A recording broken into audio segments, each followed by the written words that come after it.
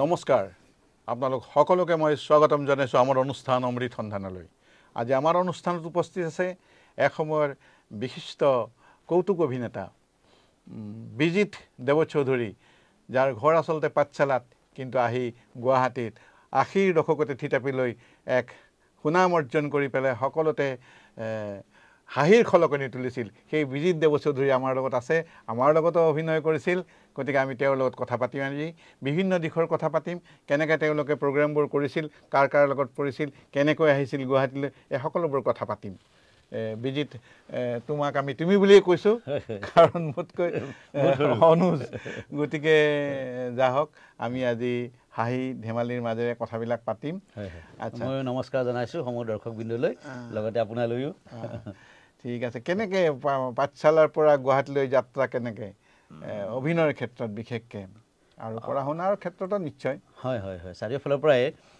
তাৰমানে ধৰক প্ৰথমতে মই এটা কথা কৈছোঁ আপোনাক, আজি এনেকৈ লগ পাই এই অনুষ্ঠানটোত ধৰক বহুদিন আমাৰ এনেকুৱা কণ্টেক্ট নাইকিয়া হৈ গ'ল।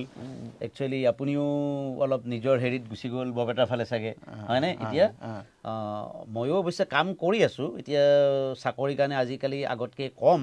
তথাপি যিহেতু এইটো এটা এডিকশ্যন, এটা নিচা, গতিকে এইটো মই এতিয়াও চলাই আছোঁ যিমান পাৰোঁ। আপুনি যিটো সুধিছে, হয়, নাটকৰ ফালৰ পৰাই বস্তুটো মই আৰম্ভ কৰিছোঁ। নাটক আমি মানে মাৰ কোলাৰ পৰাই নাটক চোৱা মানুহ, পাঠশালাৰ মানুহ যিহেতু। তেতিয়া এতিয়াও মনত আছে, মই সেই কোহিনুৰ থিয়েটাৰৰ আপোনাৰ অসীমত যাৰ হেৰাল সীমা, নিপন্দা আছিল তেতিয়া, মহাদা এনেকুৱা চাইছিল নে? গতিকে সেই তেতিয়াৰ পৰাই নাটকটো তেনেকৈ কিবা এটা ব্লাডত সোমাই গ'ল। আৰু আমাৰ গাঁৱতো আপুনি নিশ্চয় জানিব, বৰপেটাটো আছে, আমাৰ পাঠশালাটো আছিল। আমাৰ গাঁওবিলাকত কি হয়, বছৰত এখন বা দুখন নাটক কৰা হয়। সেই তেতিয়া হেঁচাক লাইটৰ পাম মাৰি মাৰি এনেকৈ ধৰে মুখৰ আগত, হয়নে? সেই বস্তুটোত আমি নাটক কৰিছিলোঁ। আমাৰ গাঁৱৰ সেনেকুৱা পাৰ্টি এটা আছিল, ক'ৰবাত আমি বেলেগত নাটক শ্ব' কৰিব যাওঁ, যাত্ৰা পাৰ্টি টাইপ বস্তুটো। এই তেনেকেই নাটকত সোমাই গৈছিলোঁ পাঠশালাত থাকোঁতে। তাৰপিছত স্কুলত ২-এখন নাটক কৰোঁ, কৰি কৰি আহি মই 86ত যেতিয়া মেট্ৰিক পাছ কৰোঁ, তেতিয়া মই গুৱাহাটীৰ কটন কলেজত পঢ়িবলৈ আহোঁ। আচ্ছা, কটন কলেজত পঢ়াত সেই 2 বছৰ কিন্তু মই নাটক কৰিব পৰা নাছিলোঁ। ছায়েন্সৰ ষ্টুডেণ্ট আছিলোঁ, ছিনিয়ৰবিলাকে মানে নাটক চাটক কৰিব নালাগে, পঢ়িব লাগে আৰু এনেকুৱা মনটোত খুব এটা হেৰি হৈ থাকে, নাটক এখন কৰিব নাপাওঁ বছৰটোত। সেই সময়ত মানে ষ্টুডেণ্টৰ এটা যিটো মানে হেৰি আছিলে, অনুশাসনো মানে ছিনিয়ৰবিলাকে যেনেকৈ কৰিছিলে, খুব ভাল আছিল নহয় আমাৰ সময়ৰ কথাটো। ঠিক কৈছে আপুনি। আজিকালি সেইবিলাক ইমান হেৰিটো নাই, বান্ধোন বা সেই অনুশাসন সেইবিলাক আজিকালি আমাৰ নিচিনাকৈ নাই। যা হওক, সেই 86ৰ পৰা মই গুৱাহাটীত থিতাপি ল'লোঁ। এই নাট্যযাত্ৰাটো আৰম্ভ হ'ল মই 88-89ত মই সোমাইছোঁ ভেটেনাৰী কলেজত। আৰু ভেটেনাৰী কলেজত মই যেতিয়া সোমাওঁ ভেটেনাৰী পঢ়িবৰ কাৰণে, মোৰ লগত সমসাময়িক তাৰমানে একে বেটছতে এনেকুৱা কেইটামান মই মানুহ পাই গ'লোঁ, নাটক পাগল মানুহ, তেওঁলোকেও নাটক কৰে।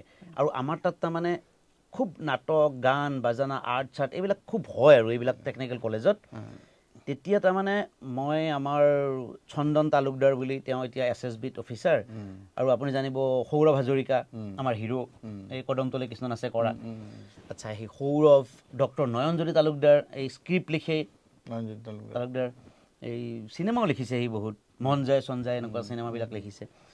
এনেকৈ আমি যেতিয়া ল'ৰাকেইটা লগ হ'লোঁ, কয় বোলে আমাৰ কলেজ উইকতো নাটক হয়, ইণ্টাৰ হোষ্টেল কম্পিটিশ্যন হয়। আমি চব হোষ্টেলত থাকোঁ তেতিয়া, তাত আমাৰ ভেটেনাৰীটো এইটো ৰেচিডেণ্ট হেৰি কলেজ থাকিবই লাগে। গতিকে তেনেকৈ খুব নাটক হয়। আৰু আমাৰ সময়ত তাৰ আগলৈকে মানুহবিলাকে কয়, আমি যেতিয়া নাটক কৰিব সোমালোঁ গোটেইকেইটা, এনেকুৱা ষ্টেণ্ডাৰ্ডৰ নাটক কিছুমান হোৱা হ'ল, ওচৰৰ এৰিয়াৰ মানুহে ভেটেনাৰী কলেজত নাটক আছে বুলি চাব অহা হৈ গ'ল। আৰু জাজবিলাকো বিশেষকৈ ধৰক আমাৰ আগৰ ছিনিয়ৰ মানুহবিলাক আহি তেতিয়া আমাক চিনাকি হ'ল, সিহঁতে দেখোন নাটক চাটক ভাল কৰে, এনেকুৱা এটা আহি গ'ল। তাৰপিছত এনেকৈ মই ধৰক নিৰঞ্জন ভূঞা এবাৰ গ'ল জাজ কৰিব। এই ভূঞা দা যাওঁতে সেই কিবা নাটক কৰোঁতে তেতিয়া মোকতো ক'লে, বোলে এনেকুৱা মোৰ এটা গ্ৰুপ আছে, তুমি নাটক কৰিব যাবা নেকি? মই বোলো বাপৰে, বঢ়িয়া কথা নাটক, কিন্তু মই অলপ মিলাব লাগিব, কলেজত তেতিয়া মই পাছ কৰাই নাই, পঢ়ি আছোঁ। বোলে হ'ব দিয়ক যাম। এই তেনেকৈ নাট্যমত সোমালোঁ ভূঞা দাৰ। নাট্যমত সোমোৱাৰ পিছত তাৰপিছত বাৰু মই আৰু ৱৰ্কশ্বপো কৰিলোঁ। H কানাইলাল ছাৰ আজি ঢুকাই গ'ল, তেখেতৰ হেৰিত মানে প্ৰথমতে ভূঞা দাই এটা আমাৰ ইয়াত ট্ৰেইনিং দিয়াইছিল।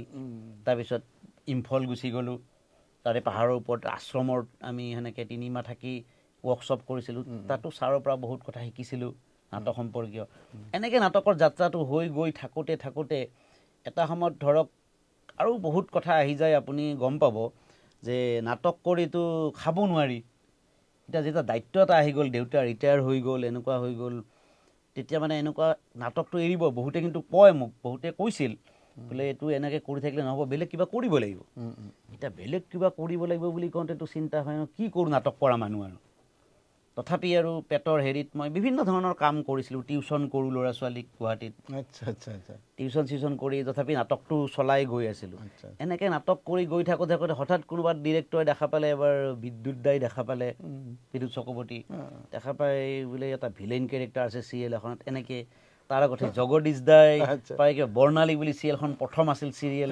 প্ৰস্তুতিৰ ফাৰ্ষ্ট হেৰি চিৰিয়েল আছিল সৌৰভ আছিলে এনেকৈ দিব্যজ্যোতি এনেকৈ লাহে লাহে লাইনটোত সোমাই মানে সেইটোৱে হৈ গ'ল কি নাম এজন বুঢ়া হেৰি আছিলে কি নাম আছিল তেওঁৰ নলবাৰী মানুহ এজন তেওঁ প্ৰডিউচাৰ আছিল এই যে হেৰি আছিলে সেইখন জন্মী কলিতা মই লগ পাইছে ন গতিকে তেনেকৈ যাত্ৰাটো যি আৰম্ভ হ'ল আৰু আপুনি নিজেও জানিব এইটো কৰা মানুহ আজি বুঢ়া কালতো আপোনাৰ এটা পিৰপিৰণি হৈ থাকে কাৰণে আপুনি বেলেগ একো নাপায় বোলে এনেকৈ কথা পাতি এইটো নাটক টাইপ এটা সান্নিধ্যত থাকি কি হয় বয়স হোৱাৰ লগে লগে কি হয় ল'ৰা ছোৱালীৰ লগত কথা পাতিব নোৱাৰি তাহাঁতৰ ফ্ৰেণ্ড চাৰ্কলটো বেলেগ হয় নিমিলা হয় আৰু নিজৰ লগৰ যিখিনি ক্ল'জ থাকে তেওঁলোক কিছুমানে ঢুকাই যায় কিছুমানে মানে হেৰি হৈ যায় বৃদ্ধ হৈ যায় একেবাৰে মোৰ লগৰ কিছুমানে দেখি পেলাই মোৰ হাঁহি উঠে এই তহঁতে বুঢ়া হৈ গৈছে কিন্তু সেই মোতকৈ ডেকাই হৈ আছে চুলিখিনি আছে কাৰণে মোৰ টপা হৈ গ'লোতো কিন্তু বেলেগ এটাত চাই থকা মানুহে চাই ভাবিব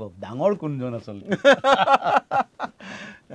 ঠিক আছে এনেকৈ তাৰপাছত ৰাজীৱ ক্ৰুহঁতক কেনেকৈ লগ পালা সেইটোৱেই যোগসূত্ৰটো আমাৰ ভূঞা দাই হ'ব নিৰঞ্জন ভূঞা কাৰণ নাট্যমত সোমোৱাৰ লগে লগে মন্মথ ৰাজীৱ ইফালে কিশোৰ আমাৰ ৰাজবংশী ৰঞ্জন শৰ্মা সুৰজিত চন্দন বৰুৱা সেইবিলাকক আমি অলপ বেলেগকৈ আৰু এনেকৈ মানে পাই সেই তেতিয়াই আমাৰ এটা ৰাজীৱ তাৰমানে আগৰ পৰা বেছি কমেডি কৰা আমি আৰু এনে চব কেৰেক্টাৰে হেৰি কৰোঁ ৰাজীৱে কমেডিৰ ফালে অকণ বেছি আছিল আৰু ভায়াদাহঁতকো সি বেলেগকৈ আমাতকৈ বেছিকৈ লগ পাইছিল আগৰ পৰা মেডিকেল হোষ্টেলত থাকোঁতে সি সুৰজিত দা ভায়াদা বুলদা মানে সঞ্জীৱ দাস আছিল যে গোটেইকেইটাতো আমাৰ মাজত নাই আজি বাৰু তেখেতসকলৰ সান্নিধ্যত আমাতকৈ অলপ বেছিকৈ আগৰ পৰা পাইছিল এই তেনেকৈ কমেডিৰ ফালে অলপ যোৱা হ'ল আৰু আমাৰ নাট্যমতে ভায়ামামাৰ নাটকবিলাকো আমি কৰিছিলোঁ ভায়ামাৰ নাটকবিলাক সদায় চেটায়াৰ হয় মানে মই আজি ভাবোঁ আপোনাক মই সঁচা কথা এটা কৈছোঁ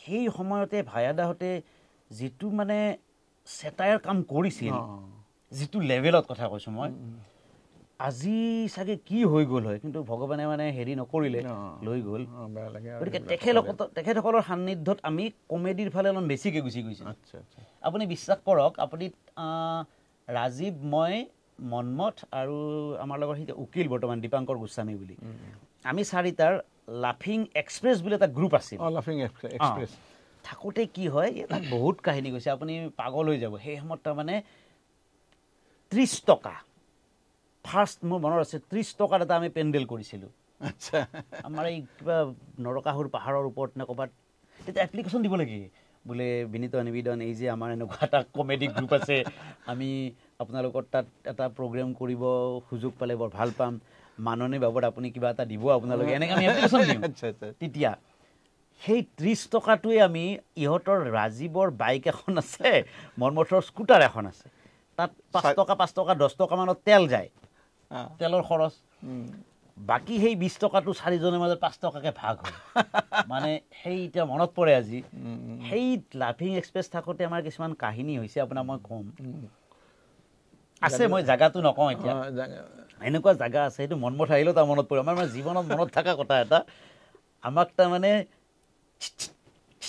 এনেকৈ ষ্টেজৰ পৰা নমাই দিছে মানে এই এটা অৱস্থা তাৰমানে কি চাউণ্ড ছিষ্টেমৰ কিবা এটা খেলি মেলি আছিল মোৰ পূৰা মনত আছে তৰালী শৰ্মাই গান গাইছিল তৰালীৰ গানো মানুহে লোৱা নাই তৰালীৰ পিছে পিছে আমাৰ তাৰমানে প্ৰগ্ৰেম আছে কিবা চাউণ্ডৰে কিবা আমি কৈ আছোঁ আমিতো আমাৰ মতে ধুনীয়াকৈ ইনভলভ হৈ কৈ আছোঁ মানুহৰ একো ৰেছপন্স নাই ৰাজীৱ মই বহুত কিবা কিবি বকি আছোঁ মনমথে এটা ছাইডত আছে সেই ছাইডত কাষত মানুহটোৱে মানে এনেকৈ দিয়ে মানে নামি আহিব লাগে মনমতে এতিয়াতো এনেকৈ চাই এনেকৈ চাই এনেকৈ বেগাবেগি মোৰ কাণৰ কাষত গৈ কয় বেয়া হৈছে প্ৰগ্ৰেম নামিব কৈছে আমি এতিয়া মাজতে কেনেকৈ কাটি দিওঁ কিবা এটা কৈ আছোঁ অলপ কৈ আছোঁ আৰু অলপ পাছত এনেকুৱা ছেক্ৰেটাৰী নে কোনোবা এজন মানে এতিয়া মাৰিব বাকী এনেকুৱা টাইপ অৱস্থা হৈছে লাষ্টত আহিলোঁ নামিলোঁ আৰু কিবা কেছেজত পাছত ৰাজীৱে তেতিয়া সেই পইচা যি দিয়ে আৰু আচলতে আমাৰ মেডিকেলৰ কোনোবা এজনে প্ৰগ্ৰেম দেখি পেলাই লৈ গৈছিল ভাল পাইছিল প্ৰগ্ৰেম সেই সময়ৰ কিবা কমেডি মনত আছে নেকি এইবিলাকে কমেডি ধৰক এতিয়াতো কমেডি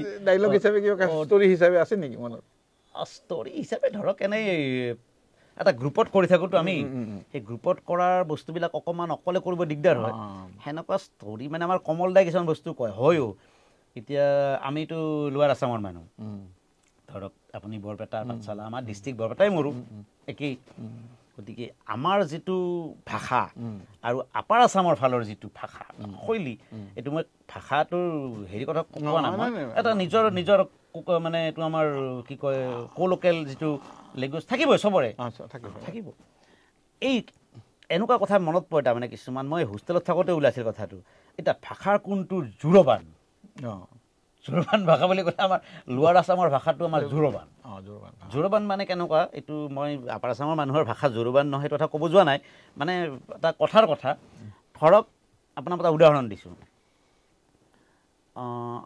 আপুনি ধৰক ক'ৰবাত যাব ওলাইছে কিবা ওলাইছে ভাত বাঢ়িব ঘৈণীয়ে এই আমাৰ আছিল নহয় আগতে গাঁৱত এই তেনেকৈ দি থৈ মইজাতে মাটিতহে দি থৈ পিৰা পাৰিহে ভাত খাওঁ ধৰক তেনেতে যদি মেকুৰী এটা আহি ভাত বা মাছ বা গাখীৰ খাব আহে সেইটোক আপুনি খেদাৰ উপায়টো হ'ল আমাৰ লোৱাৰ আছামৰ ভাষাটো আপুনি ধৰক যদি আপাৰ আছামৰ মানুহে মাই মেকুৰীয়ে মাছখিনি খালে গাখীৰখিনি খালে খেদো কোনোবা খেদো এনেকৈ টাইপ ক'ব আমাৰ ঐ মেকুৰী গাখীৰ খালাকে খাই দে বুজিছেনে মেকুৰী তাতে সেই বেলেগে খেদিব দৰকাৰ নাই আগৰে যাব আমিও মানে যিটো মানে আমাৰ এই আমাৰ যিটো কমেডি শ্ব' আমাৰ কমেডি শ্ব' আচলতে টাইটেলটো যদি আমি অমৃত সন্ধান এই অনুষ্ঠানটোৰ নাম ৰাখিছোঁ সেইটো কমেডি শ্ব'ত আমি কমেডি কৰোঁ কিছুমান তাতে আমি আজি আমাৰ নলবাৰীয়া ভাষা আৰু বৰপেটীয়া নলবাৰীয়া এজন টেট মাষ্টাৰনী ভাড়াঘৰ বিচাৰিছে বৰপেটাত গতিকে সেই এটা কণ্ট্ৰাডিকশ্যন আছে মানে তাতে সুধিছে আৰু তুমি নলবাৰীৰে নি তেতিয়া তাইক উত্তৰ দিছে ছোৱালীজনীয়ে এই আপুনি কিয় মোক তেনেকৈ ক'লে আপোনাক মই বৰপেটীতে নি বুলি মাতিছোঁ এনেধৰণৰ কথাবিলাক থাকে বাকী আৰু কিছুমান বিক্ষিপ্ত ঘটনা তাৰ উপৰি এই তাৰ পাছত মানে যিবিলাক চিৰিয়েল আহি গ'ল আমাৰ দূৰদৰ্শন আহি গ'ল তাতে কেনেকৈ এণ্ট্ৰি মাৰা হ'ল দূৰদৰ্শন তেতিয়াতো এইবিলাক চেনেল তেনেল নাই আপুনিওতো তেনেকৈ তাতে কৰা তেনেকৈ সেইটো এই তাকেই এই বিদ্যুৎদাৰ সেই জন্মী কলিতাৰ যিখন আমাৰ জগদীশ দাই বৰ্ণালী কৰিলে তাতো কিবা নিগেটিভ ৰোল মোৰ অলপ চেহেৰা অলপ চুলি তুলি দীঘল অলপ কিবা সেনেকুৱা আছিল কেনেকৈ জানো দাড়ি চাৰিও ৰাখিছিলোঁ অলপ কিবা নাটক কৰাৰ কাৰণে তাতে কোনোবাই দেখা পাই ভিলেইন আৰম্ভ হ'ল মই তেতিয়া ভিলেইন কৰোঁ এণ্ট্ৰিতে আছে না ভিলেইন ডাইলগ মনত ডাইলগ মনত নাই বহুত যুগৰ কথাটো এতিয়াও মই দুই এখনত হেৰি ভিলেইনেও কৰোঁ আচলতে কেৰেক্টাৰ আৰ্টিষ্টটো আমি যিকোনো হ'লেও কৰিব লাগে এতিয়া মই অলপতে ৰুদ্ৰ কৰিছিলোঁ ধৰক চিনেমাখন তাতো মই এটা নিগেটিভ কেৰেক্টাৰে কৰিছোঁ অলপ বেয়া হেৰি কেৰেক্টাৰ এতিয়া মই এখন চিৰিয়েলে বোৱাৰীত মই এজন জ্যোতিষীৰ কিবা কেৰেক্টাৰ কৰি আছোঁ কিন্তু শেষত গম পালোঁতো ভিলেইন মই লাষ্ট দিনাখন শ্বুটিং কৰিছোঁ বৈদ্য ভিলেইন এটা আৰু তাত কমেডি চমেডি নাই গতিকে মোৰ চিৰিয়েলত তুমি কমেডি কৰিছা আছেনে মনত ফিল্ম ডাইৰেক্টৰ এটা মানে চবতে যাই শ্বটটো যে লৈ থাকো কিবা নাম আছিল জানো গোলমাল মনত আছে অৰুণ দাই এক্টিং কৰিছিল অৰুণ হাজৰিকা এক্টিং কৰিছিল আমাৰ অৰুণ হাজৰিকা হেৰিত গুচি গ'ল নাটকত গুচি গ'ল ভ্ৰাম্যমানত অৰুণ হাজৰিকা বিচাৰি নাপাওঁ আমি মানে অৰুণ হাজৰিকা নাপাওঁ তেতিয়া মানে হেৰি এই চেতনা ঘৈণীয়েক বিচাৰি আছে অৰুণদাৰ হেৰি আছিলে এখন বেনাৰ বৰপেটাত মাৰিছিলে চেতনা বাইদেউ কান্দিব ধৰিলে তাতে আৰু আমি বেনাৰখনতে দিলোঁ বোলে মানুহটো হয় কোনোবাই আহে ক'লে নহয়তো অৰুণ হাজৰিকা নাম এক্টিং কৰে বোলে মোৰ হাজবেণ্ডৰ দৰে দেখাত তাৰপাছতে অৰুণ হাজৰিকাই লগেও প্ৰমোদ দা আপুনি মোৰ বেনাৰখনকে নেৰিলে দিয়ক তাতো কমেডি হৈ গৈছে এনেধৰণৰ কামবিলাক কৰা হয় ছবিত কিমানখন মান কৰিলা ছবি মই ফাৰ্ষ্ট এনেই মই জানুদাৰ কুশলখন হ'ব নেকি ফাৰ্ষ্ট হিচাপে তাত এনেই আৰু ফৰেনাৰ লুক আছিল যে মোৰ ফৰেনাৰ লগা হ'ল জানুদাই মানে এনেকৈ মোক লৈ গ'ল আৰু এজন ফৰেনাৰ সেনেকুৱা কেৰেক্টাৰ হিচাপত নহয় তাৰপিছত বাণী দাস আমাৰ বাণীদাৰ মহাৰথীটো এনেকুৱা কিবা ড্ৰাগছৰ পেডলাৰ এনেকুৱা এটা ভিলেইন বাহিৰৰ অলপ আহে এনেকুৱা এটা তেনেকৈ চিনেমা বহুত নামবিলাক এতিয়া পাহৰি গৈছোঁ ধৰক আজান ফকীৰ চাহেব আৰু ধৰক ধন কুবেৰৰ ধন বুলি ধীৰাজ দাৰ তাৰপিছত আছে ৰ'ব আমি অসমীয়া আৰু কিবা কিবি আছে সেই মনত নাহে নামকেইটা আৰু আপোনাৰ হয় ৰাজা ৰিটাৰ্ণছ বুলি এখন চিনেমা ল'ৰা এটাই কৰিছিল কিশোৰ বুলি ভাল কেৰেক্টাৰে আছিলে সেই সময়ত চিনেমা হলবিলাক বন্ধ হৈ গ'ল চিনেমা এসপ্তাহ নচলে নাযায় কোনেও সেই সময়ত সেইটো মোৰ এটা ভাল কেৰেক্টাৰ আছিল মেজৰ তেনেকৈ এতিয়া চিনেমাৰ এতিয়াতো চলিব আৰম্ভ কৰিছে চিনেমা কেনে এই বিষয়ত তুমি কি ক'ব খোজা চিনেমা চলিবনে চলিব মোৰ হিচাপত চিনেমাটো একচুৱেলি এতিয়া কথাটো এনেকুৱা হৈ যায় ভাল চিনেমা বেয়া চিনেমা বুলি মই কোৱা নাই ধৰক এটা পেৰেলেল চিনেমা যিবিলাক আমাৰ আৰ্ট বৰ ধুনীয়া ধুনীয়া চিনেমা হৈ আছে সেইবিলাক তাৰমানে আমাৰ মানুহখিনিয়ে মানে যিটো এটা চিন্তাশীল বা যিবিলাক তেনেকুৱা ধৰণৰ চিনেমা সেইবিলাক সাধাৰণ দৰ্শকে চাবলৈ নাযায় সেইটো মই কাৰণটো অৱশ্যে ময়ো বিচাৰি পোৱা নাই আপুনি পাইছেনে নাজানো সেনেকুৱা চিনেমাবিলাকত ভিন নহয় এতিয়া ধৰক আপুনি আমাৰ ব্যৱসায়টোৰ স্বাৰ্থত মোৰ হিচাপত কমাৰ্চিয়েল চিনেমা কিন্তু লাগিব তেতিয়াহে ইণ্ডাষ্ট্ৰিটো বাচি থাকিব আমাৰ যিটো ইণ্ডাষ্ট্ৰি বুলি কয় কাৰণ কমাৰ্চিয়েল চিনেমা চব মানুহৰ টেষ্ট বিভিন্ন আপোনাৰ টেষ্ট মোৰ টেষ্ট সৰু ল'ৰাৰ টেষ্ট এজেড মানুহ চবৰে টেষ্ট হোৱাকৈ চিনেমা বনাই চলিছে তেনেকৈ ধৰক আজিকালি ল'ৰা ছোৱালী একশ্যন চেকশ্যন বিচাৰে এই তেনেকৈ ৰত্নাকৰ ৰঘুপতি তাৰপিছত আমাৰ ৰুদ্ৰ কমেডিও ভাল চলে অলপ কমেডিটো ধুনীয়াকৈ যদি বনাব পাৰে ধৰক এই মাজতে মই চাইছোঁ এইখনো ভাল হৈছে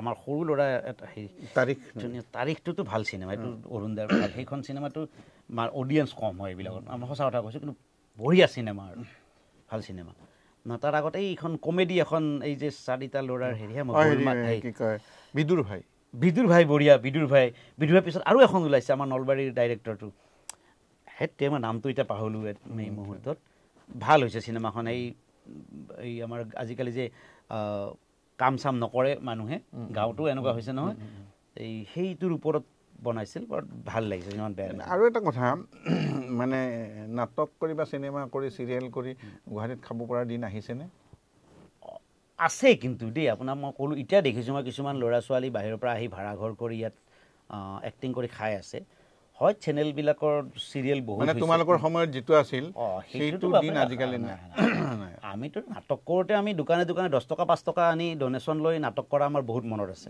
আমি গণেশগুৰিৰ দোকানীবিলাক আমি গ'লে বেয়া পোৱাই হ'ল এনেকুৱা টাইপ হৈ গৈছে 10 টকাই বা 5 টকাই দিব কিন্তু সেই খুজি নাটক কৰিছিলোঁ নিজৰ পইচাটো নাই মই ক'লোঁ আপোনাক টিউশ্যন কৰি আমি খাওঁ গতিকে আজি নাটক কৰিলে অন্তত ৰিহাৰ্চেলৰ খৰচটো হ'লেও পায় আজিৰ দিনত আমি নাটকো যদি কৰে এমেচাৰ নাটকতো অন্তত ৰিহাৰ্চেলৰ খৰচ বুলিও কিবা এটা পায় বাকীটো চিৰিয়েল টিৰিয়েল আছে কাৰণে কিন্তু এটা কথা ঠিক দেই মই ক'ব খুজিছোঁ এই চব ক্ষেত্ৰতে চৰকাৰে আজিকালি পইচা দিয়ে কিন্তু নাটকৰ ক্ষেত্ৰত বোধহয় নিদিয়ে বিহু নাচ নাছিলে দিছে সংগীতৰ মহাৰণ পাতিছে দিছে এই নাটকৰ মহাৰণ কিয় নাপাতে সেইটো পাতিব লাগে নাটক কৰা নহ'লে ৰেজিষ্টাৰ্ড অৰ্গেনাইজেশ্যনবিলাক বছৰত অন্তত এখন নাটক কৰিবলৈ পইচা দিয়ক সেইটো ময়ো চৰকাৰক কৈছে অনুৰোধ কৰিম ইয়াৰ পৰাই বোলে হয় নাটকৰ কাৰণে কিবা অকণমান সহায় সাহাৰ্য কৰি মানে এমেচাৰ গ্ৰুপখিনিকো দিছে বিহু পাতিবলৈ পইচা দিছে কিন্তু আমাৰ এমেচাৰ গ্ৰুপখিনি আমি পইচা তুলি নাটক কৰিব লাগে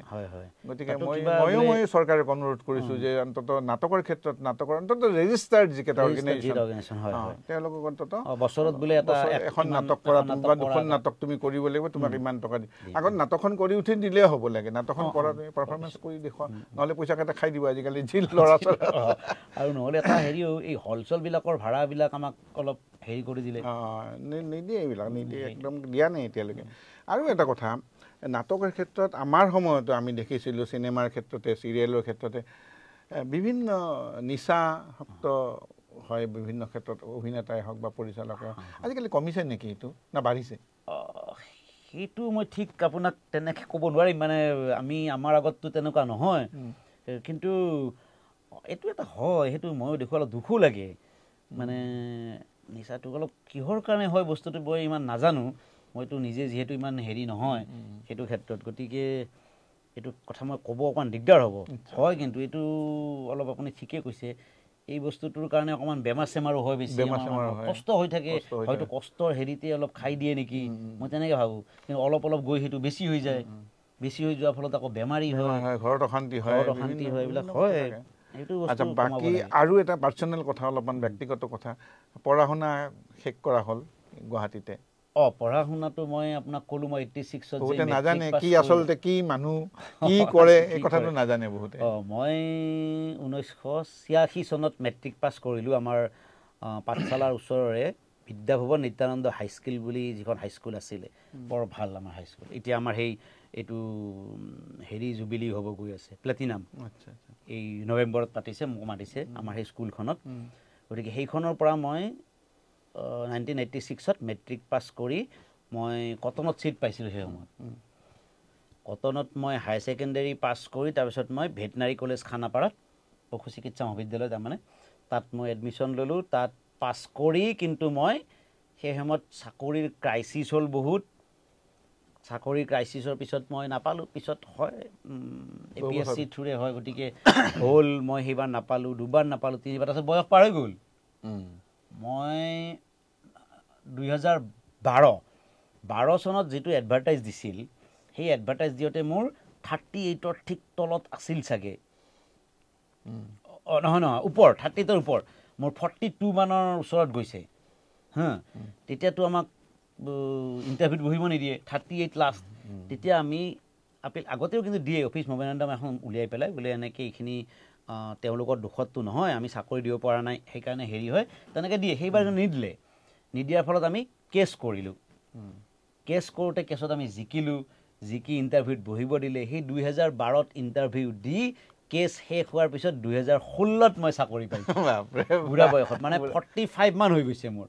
এইটো ৰেকৰ্ডে হ'ব চাগে, বোলে এই বুঢ়া বয়সত চাকৰি যোগদান কৰি গোসাইগাঁও। মই গোসাইগাঁৱত থাকিব লগা হ'ল 5.5 বছৰমান। তেতিয়া মোৰ অলপ এইবিলাক, তেতিয়া চব গুৱাহাটীত মানে কিবা বিচাৰিলে এই গোসাইগাঁৱত থাকে, আজিকালি তেতিয়া আৰু মোৰ এই লাইনটো গুচি গ'ল। তাৰপিছত মই ট্ৰেন্সফাৰ হ'লোঁ খেতিৰ পৰা আহি এতিয়া মই চেনীকুঠিত। গতিকে এতিয়া মই অলপ এনেকৈ চিৰিয়েল কৰি আছোঁ। কেনেকৈ মই ধৰক আপোনাৰ 4:30 5টা বজালৈকে আমাৰ অফিচ, 5টাৰ পিছত মই ঘৰত নাযাওঁ। মই সেই ৰাতিপুৱা 9:30 বজাত ঘৰৰ পৰা ওলাই অফিচ কৰিলোঁ। অফিচ কৰি বাহিৰে 6টা বজাৰ পৰা মই শ্বুটিং কৰোঁ, ৰাতি 11টা বজাত ঘৰত যাওঁ। মোৰ এই চলি আছে আজিৰ ডেটত। তাৰ মাজতে আকৌ আপুনিও ক'লে বোলে দুটা কথা কৈ দিব লাগে। মোৰ ভালো লাগিছে অৱশ্যে, আপুনি ইমান দিনৰ পৰা মনত পেলাইছে, লগ পাইছোঁ, কথা পাতিছোঁ, এটা ফূৰ্তিৰ কথা। আৰু গৰু চিকিৎসক বা পশু চিকিৎসক যিটো এই বৃত্তিটো বৃত্তিটো কৰি কেনে লাগিছে? সেইটোতো এটা বৃত্তি। বঢ়িয়া বৃত্তি। তুমি পেচেণ্ট চাইছিল নে? চাইছোঁ মই। প্ৰথমতে ভয় লাগিছিল। মই পাছ কৰি 21 বছৰ বহিছোঁ আৰু 21 বছৰ টাচ নাই। ভেটেনাৰীৰ লগত মই নাটক কৰি আছোঁ, এক্টিং কৰি আছোঁ, সেয়ে প্ৰফেশ্যনটো সেয়াই হৈ গ'ল। গৰুৰ নাটকে দেখাব লাগিব, গৰুৰ নাটকে দেখাব লাগিব, এনেকুৱা এটা অৱস্থা। তাৰপিছত আপোনাৰ মই যে চাকৰি জইন কৰিলোঁ আৰু পঢ়িছোঁ মই আগৰ। অৱশ্যে এইবিলাক বিদ্যা মানে এবাৰ সোমালে হয়, নতুন নতুন ঔষধ আহি থাকে মাৰ্কেটত, এইখিনি পাছত পোৱা যায়। আৰু 1 মাহমান মই বহুত ষ্টাডি কৰিছোঁ আগৰ বস্তু হেৰি কৰি, কিন্তু মই লাহে লাহে 1 মাহ 2 মাহমানত মই ভালকৈ আয়ত্ব কৰিছোঁ। আৰু মই তাত ছাৰ্ভিচ ভালেই দিছিলোঁ। গোসাইগাঁৱত মানে মই কচুগাঁও বুলি জেগা, তাত মোৰ ফৰেষ্ট এৰিয়া, তাত আছিলে মোৰ চাকৰি। মই কিন্তু সেই বৃত্তিটোতো মানুহৰ লগত আৰু ভাল লাগে বিৰাট, বহুত সাধাৰণ মানুহৰ লগত। পশু চিকিৎসাৰ তিক্ততা আৰু মানে মধুৰতা কিবা মনত থকাকে এনেকুৱা ঘটনা এটা মোৰ জীৱনত ঘটিছিল। এনেকুৱা ঘটনা সেইটো সেনেকুৱা আছে। ধৰক অন্য তিক্ততা নহয়, প্ৰথমতে তাৰমানে বেজী দিব যাওঁতে এদিন বিৰাট লাট এটা খাইছোঁ। মই তাকে সুধিব খুজিছোঁ। মানে আমি ছেফ ছাইডতে কৰোঁ সদায়, কেতিয়াবা দৌৰা দৌৰি থাকে, ইয়াতো এটা আছে তাতো আছে, এনেকৈ গৈ এটা বেমাৰ হৈছে, গৰুটোক দিলোঁ মাৰি, বিৰাট জোৰে লাট মাৰিছে। ভাগ্য বেয়া জেগাত নপৰিল, অকণমান ইয়াত পৰিছে এনেকুৱা। আৰু কিছুমান কাহিনী হয়। মই তাত আদিবাসী মানুহ বেছি আছিল। আদিবাসী মানুহ বেছি থাকোঁতে তাত এটা কাহিনী কি হৈছিল, একদিন তাৰমানে গোটেই ষ্টাফ বহে, বাকীখিনি মোৰ বড়ো মানুহ। এদিন কি হ'ল, মই বহি আছোঁ, বাকী ষ্টাফ বহি আছে। এটা আদিবাসী মানুহ আহিছে বোলে, ছাৰ মোৰ চুকৰিতা বেমাৰ। মই বোলো চুকৰিতা বেমাৰটো ইয়াত নাচায়, চুকৰি মানে মই ছোৱালী বুলি ভাবিছোঁ। ছোৱালী বেমাৰ আপুনি সেইটো কাষতে আমাৰ হিউমেন ডক্টৰৰ যিখন হেল্থ চেণ্টাৰ আছে আৰু তাতে ডিছপেঞ্চাৰী আছে, বোলে আপুনি তাত যাওক। সি কয় না চুকৰি বেমাৰ। মোৰতো বাকী মানুহকেইটা হাঁহি আছে। মই বোলো কি হ'ল ছাৰ বুজা নাই, সেইটো চুকৰি মানে ইহঁতে সেই গাহৰি পোৱালিক চুকৰি বুলি কয় বোলে। মই তেতিয়াহ'লে গাহৰি পোৱালি বেমাৰ মই ভাবি আছোঁ চালা হেৰিৰ বেমাৰ, ছোৱালীৰ বেমাৰ, এনেকুৱা ধৰণৰ কাহিনী হয়। মানে আগত মোৰ এখন নাটকৰ কথা মনত পৰিছে দেই, এইটো বোধহয় হেৰিৰে নেকি, তোমাৰ কি ভূঞা, আমাৰ নিৰঞ্জন ভূঞাৰে নাটক নেকি, বিশ্বাসে মিলয় হৰি বুলি এখন। নহয়, সেইখন হেৰিৰ পংকজ্যোতি ভূঞা নে কাৰ আছিল, মুঠতে বিশ্বনাথ চাৰিআলিৰ বস্তু। সেই যে মানে ডক্টৰজনে তাৰমানে হেৰি গৰু মানে গৰুকো এবাৰ খুৱাব, 4 বাৰ জোকাৰি পেলাই গৰুক খুৱাবা, 2 বাৰ জোকাৰি পেলাই মানুহক খুৱাবা, একেই ঔষধ দি দিয়ে। মোৰ এইটো কথা মনত পৰিছে। আৰু কেতিয়াবা গৰুৰ হেৰি লৈ পেলাই মোৰ এটা সাংঘাতিক ধৰণৰ এটা হেৰি অভিজ্ঞতা আছে। মানে ইয়াত গৰু এগৰাকী মোৰ ষ্টুডিঅ'ত শুই থাকে, বেমাৰী শুই আছিল, তেতিয়া কাম কৰি আছিল। শুই থাকোঁতে মানুহ এজনে আহি কাঁঠাল এখনকে ভাত খুৱায়। মই 3 দিনমান পাছত যে গৰুজনী মৰিব, গতিকে মই মানুহজনৰ ঘৰত গ'লোঁ দেই, মানে এটা কথা প্ৰসংগত মই উলিয়াইছোঁ কথাটো। পাছে পাছে গৈ পেলাই মানুহ এই ওচৰতে ঘৰটো, বয়সীয়াল মানুহ, বোলে কাক বিচাৰিছে? বোলে আপোনাক বিচাৰি আহিছোঁ। গৰুজনী আপুনি আনিব লাগিছিল, মৰি গ'লে বৰ দিগদাৰী হ'ব। কোনজনী গৰু? বোলে আপুনি ভাত খুৱাই দিয়ে। মোৰ গৰু নহয়, বহুত দিন ধৰি বেমাৰ হৈ আছে কাৰণে মই ভাত খুৱাই আছোঁ। মোৰতো একদম পুতেকে মোক মাৰিবই খোজে। মাকে ক'লে নহয়, তেওঁ ভুল বুজিছে, আমাৰ গৰু বুলি ভাবিছে, গতিকে এনেকৈ মানুহজনে ক'লে যে আপুনি বেয়া নাপাব, ল'ৰা মানুহ। আৰু মই ক'লোঁ আপুনি মোক বেয়া নাপাব, একদম মই আপোনাক ভৰিছোৱে সেৱা কৰিব লাগে আছিলোঁ, মই এনেকৈ ক'লোঁ। আহি মই ঘূৰি আহি দেখিছোঁ গৰুজনীটো থিয় হৈছে। হয় নেকি? সেইটো মানে মিৰাকুল, একদম মিৰাকুল। এইটো মানে গৰুজনী থিয় হৈছে, গৰুজনী মানে খাব চাব পৰা, মানুহজনী ভাত থালতকৈ আনি ভাত খুৱাইছে। সাংঘাতিক ধৰণৰ কথা। গতিকে মানুহৰ তাৰমানে প্ৰাণীৰ প্ৰতি যিটো, জীৱৰ প্ৰতি যিটো মমতা, সেইটো অলপ বেলেগ ধৰণৰ বস্তু। গতিকে সেইটো লাগেও আমাকতো, আমি সেইবিলাকৰ কাৰণেতো আচলতে আছোঁ। তুমি পঢ়ি যিটো অভিজ্ঞতা ল'লা, এইটো সেৱা কৰি পেলাই তুমি পুণ্য অৰ্জন কৰিছা নিশ্চয়, মই তাকে ক'ব খুজিছোঁ। সেইটোতকেও ধৰক যিখিনি মানুহে গৰু ছাগলী পুহি হেৰি কৰি আছে, সেইখিনি মানুহ সাধাৰণ মানুহ, আৰু সেইবিলাকৰ লগত আপুনি যেতিয়া ডিল কৰিব, কথা পাতিব, বিৰাট মানে ভাল লাগে, আপুনি বিৰাট সন্তুষ্টি পায়। মই কৈছোঁ আপোনাক। শেষৰ ফালে মই এটা কথা সুধোঁ, এই যে তুমি 11টাত ঘৰ, বেলনাবাৰী চাৰিৰ কোপ চুপ খোৱা নেকি? মানে মোটামুটি বাকী সেইটোতে আছে আৰু এতিয়ালৈকে পৰা নাই, কিন্তু মই দেখিছোঁ আৰু এসপ্তাহমান হ'লে চাগে পৰিব। একদম কৈছোঁ নহয়, মোৰ এনেকুৱা এটা অৱস্থা এইকেইদিন, আপোনাৰ বজাৰ যাব লাগে, এদিনটো ৰাতি হঠাৎ দালি নাই, মই আছোঁ শ্বুটিঙত, এই ওচৰৰে এখন দোকানৰ পৰা কিবাকৈ অকণমান দালি আনি সিদিনাখন মানে ভাতটো কিবাকৈ খাইছে, এনেকুৱা এটা অৱস্থা চলি আছে। ছোৱালীজনী সৰু বেচেৰীক এদিন ফুৰাব নিব লাগে, অলপ কিবা কিনি দিব লাগে। ঠিক আছে বিজিত, তুমি আহিলা, আমাৰ লগত কথা পাতিলা, খুব ভাল লাগিল। মোৰ বেছি ভাল, আপোনাৰ যিমান ভাল লাগিছে মোৰ বেছি ভাল লাগিছে। আৰু আমি মানে এই যিটো আমাৰ অনুষ্ঠান, সেইটোৰ নাম তোমাক ক'লো মই আগতে, অমৃত সন্ধান। নামো বহুত বঢ়িয়া দিছে, আমি অমৃতৰ সন্ধান কৰা মানুহ।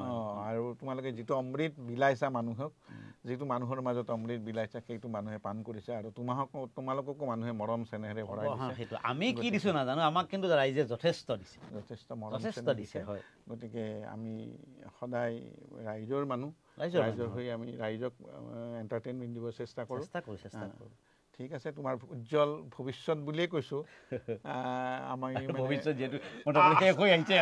গতিকে উজ্জ্বল হওক, আৰু আমি হাঁহি চাহি থাকিব পাৰোঁ, যাতে সুস্বাস্থ্যৰে থাকা তুমি, তাকে কামনা কৰিছোঁ। মোৰ ফালৰ পৰা আপোনাক মানে ঈশ্বৰৰ ওচৰত প্ৰাৰ্থনা কৰিছোঁ, আপুনি আজি যেনেকৈ হাঁহি মাতিম বুলি কথা পাতিছে, আমি আৰু বহুত যুগ তেনেকৈ কথা পাতিম, আপোনাৰ স্বাস্থ্য ভালে থাকক। গতিকে মই এইটোৱে মোৰ ফালৰ পৰা মানে কামনা কৰিছোঁ। তেনেহ'লে আমি অনুষ্ঠান সামৰিব লৈছোঁ। আপোনালোকে চাই থাকিব আমাৰ অনুষ্ঠান অমৃত সন্ধান, আৰু ফ'ল' কৰিব কে কমেডি শ্ব'। আমি বিজিত দেৱ চৌধুৰীলৈ ধন্যবাদ জ্ঞাপন কৰি আমি আমাৰ অনুষ্ঠান আজি ইমানতে সামৰণি মাৰিছোঁ। নমস্কাৰ।